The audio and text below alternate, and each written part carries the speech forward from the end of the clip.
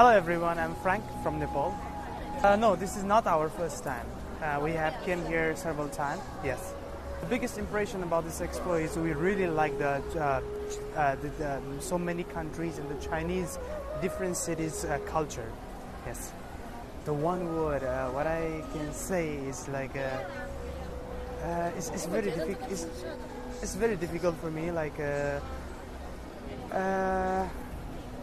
I can only say it's like it's very incredible and intangible Shenzhen Culture Expo. Intangible Shenzhen Expo, yeah.